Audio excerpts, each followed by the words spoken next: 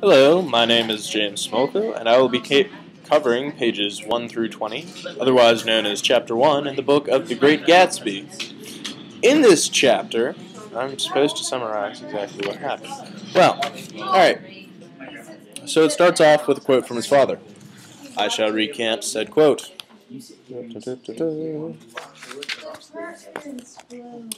Whenever you feel like criticizing anyone, just remember that all people in this world haven't had the advantages that you've had. Now, that is the first quote. Later on, he starts rambling about the fact that he had a dog, he looks like his uncle, and then he visits his friend Tom Birchinson or something, Birchinen, I believe is the name, and his wife Daisy. Now, they have that stereotypical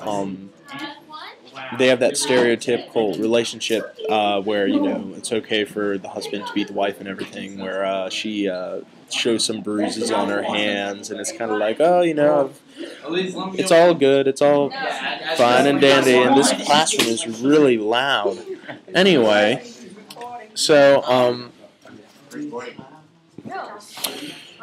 he hangs out at this house and sees, you know, Tom and Daisy, and one of the people, this chick named Miss Baker, later revealed to be Jordan Baker, which is apparently some sort of important athletic figure of some sort. Also, I'd like to cover, let's see, there's a lot of gossip going around in this household.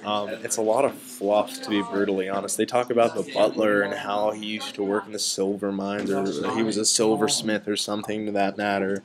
They talk about the Nordic race, the white people being the superior race and whatnot, which is tackling one of those huge issues that literature did at the time, and that's not very nice.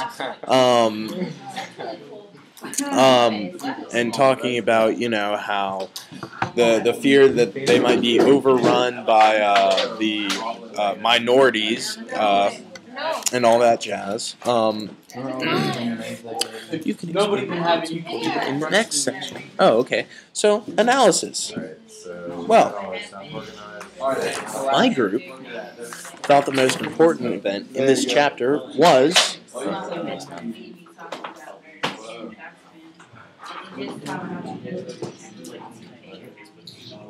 oh, okay. Reference to Gatsby. See, at the end of the chapter, it's talking about Tom's neighbor. This guy's standing out in, you know, the grass and everything, and he sees him briefly, and there's this guy. It's supposed to be this guy, Gatsby, Mr. Gatsby, whoever he is. He's supposed to be a very rich entrepreneur of some sort, but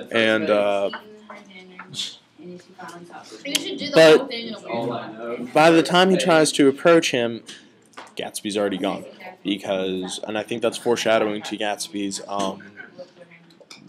reclusive nature and all that jazz. Let's see. But also, I think a really important, or our group thought a really important issue was, in fact, the racism, because that was pretty much the only subject in the entire chapter that was actually discussed more than once. I mean, they're not talking about, you know, just talking about it to talk about it. They're talking about it as if it's a science, as if it's, you know, we are the superior race and everything. And stop loitering in the back of my video. It's not very nice. Anyway, for our quote selection, I shall once again recant his father's quote.